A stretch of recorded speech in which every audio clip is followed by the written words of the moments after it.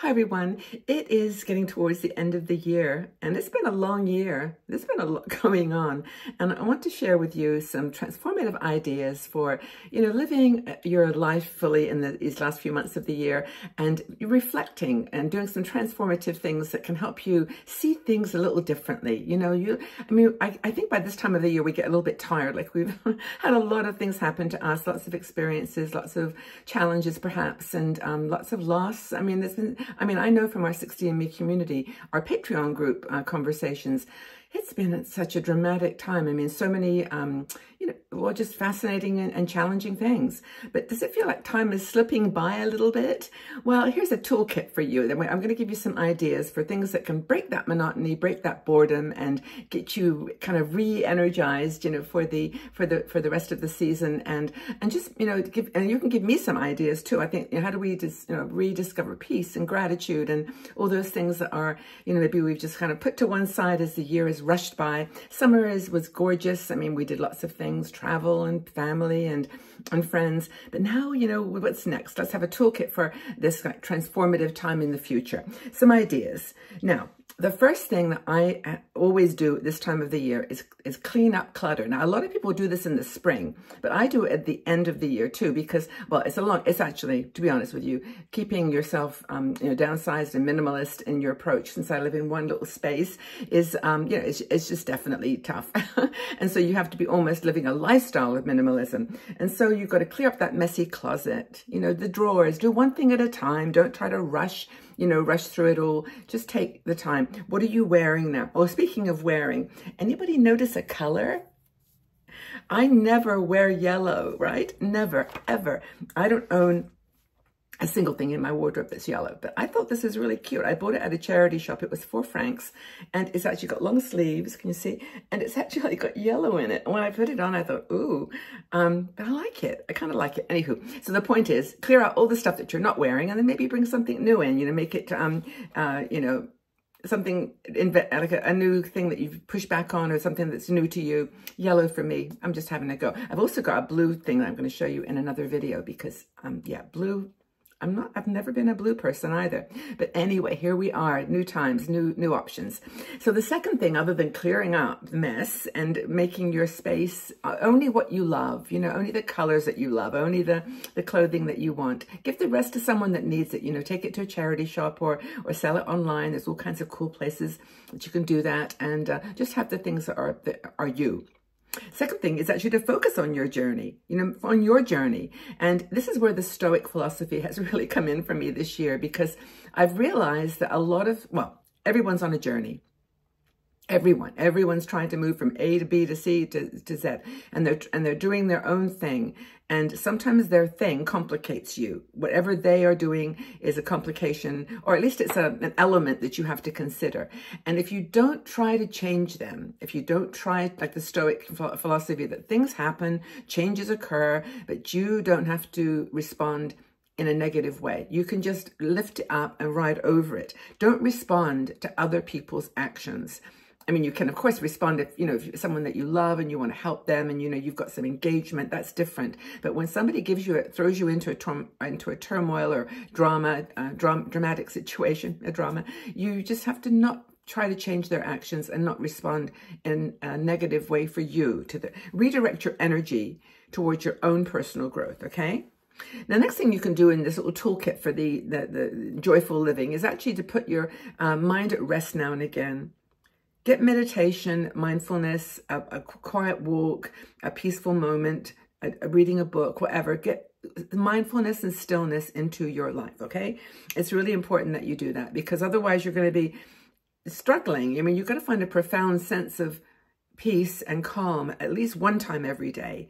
So I do that sometimes at night and in the morning too. I think I've mentioned this. I actually set an alarm now, like a literal alarm, for me to do a gratitude shout out. And I always do it just as my grandkids are walking to school. So I go, hey, Max, have a great day at school. Do your best. Be kind. And, Marvel, hey, have a wonderful day, love. And Marvel loves you. And just say it out loud. So just do that and bring that mindfulness into your life. That's another thing. Practice generosity. I've been watching a lot of people now on social media who, just a group of really cool people that just go into the world to help people.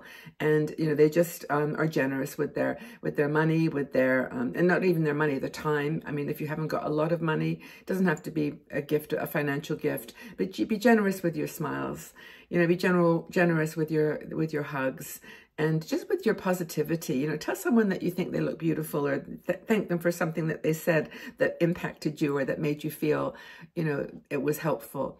And, you know, be generous with yourself. Get some joy out of enriching other people's lives as well as your own life, because that's, you know, that's part of the game too.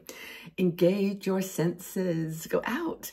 I don't know. I was reading some stuff about the effect that nature and trees and actual, like, nature outside has on your serotonin and on your actual physical health and well-being.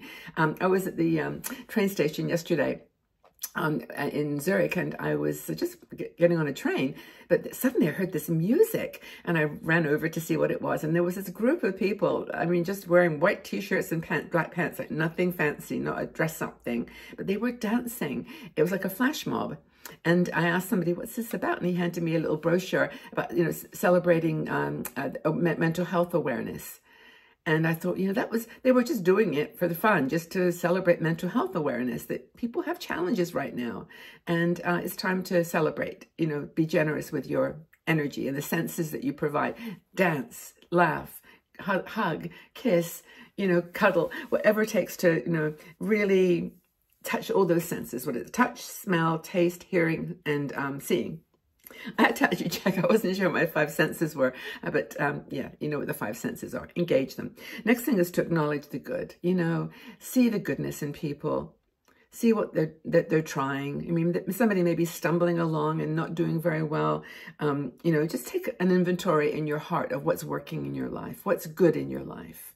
Okay, there's going to be a couple of things that aren't so good, but just focus on the goodness of things. You know, your family, your friends, your workmates, you know, people that inspire you, people that do podcasts, people that provide content. You know, be content and joyful with the simple things. You know, you don't need a lot. We don't need a lot. And I think you all know that in your heart of hearts. You know, prioritize the small things. Maybe lower the bar a bit of your expectations about yourself as much as other people, you know, just don't give yourself such a hard time. Another thing I've got on my list here is choose to forgive. You know, forgive yourself first, and then others. You know, you made mistakes. You've done something that you didn't really think was a good thing, or you have regrets. Move on. Move on. Just commit to living in the present moment. Don't try to, you know, keep going back over the past and how awful things were, or what something horrible you said, or how you upset someone, and just move forward. Just try to move on. I know it's hard, and I know we have a lot of estrangement in our community here, women that are not connected in a good way to their children, adult children anymore. And I know it's really hard, and we go through lots of tears and lots of heartbreak. I mean, I just really feel for everyone, but I just feel like you have to at some point move on, accept that you've done the best that you could do. You know, you're messed up. Things didn't work. You really didn't do a good job. Okay, whatever. Don't keep beating yourself up. Because I think that's the next thing on the list of the toolkit, is to learn from adversity. You know, learn from your mistakes. You know, sometimes you make them for a reason, and then you move forward as a new person, and we create a new way of looking at the world. So just don't be so hard on yourself, and notice the patterns from the challenges, you know, the things that, like the ways you respond in the same way over and over again, and try to redirect those. So when someone says this, you trigger, try to make that trigger softer, move it away, and respond with, you know, wisdom and resilience. You know, be strong. We can do this. Another thing is to cultivate positivity. It's kind of the opposite of just accepting the negative. It's like, embrace positivity, do it, go after it. You know, go after your life. We're all different. Everyone's got different priorities, different values, although there should be some, at least at the top, that are the same, in my opinion. Be willing to change, be brave. I think courage and brave are my themes right now. I think that it's hard. It's a difficult world right now. I don't know when you're watching this video, but, you know, it could be you're in the middle of something really dramatic, and that's going to be hard. But be willing to accept things and to be brave and move forward, to have the courage to go on. I think that's super, super important. So what is, I mean, joyful living? I've given you like a bunch of things here, how to live, bring joy into your life. But well, for you, what brings you joy? If you like this video, guys, please like it for me so that we can get more women on our 16 community. I know there's a lot of content out there right now, a lot of people talking about things that are interesting to you, but please, if you like this video, at least just give it a little tick box. And if you haven't subscribed to the YouTube channel, go ahead and do that because, you know, we've got a lot of people here and also in our Patreon group. If you want something a little bit more intimate, they have a private Facebook group on this Patreon, which is our supporters group. And I noticed a picture on the tribe, they call them, of 3 people got together in Arizona for dinner, for coffee. You know, just got together, and that's what happens in our Patreon group because people from different places can talk to each other. It's a quieter, more sort of relaxed community than this, you know, 250,000 people on YouTube. So the Patreon group, patreon.com/60andme. Thank you guys for being here. I really appreciate you. As you know, I respect and love you and know that you're important to me and you're important to yourself. Love yourself, okay? And fill your toolkit with beautiful, transformative, joyful things. Lots and lots of love. Bye, friends.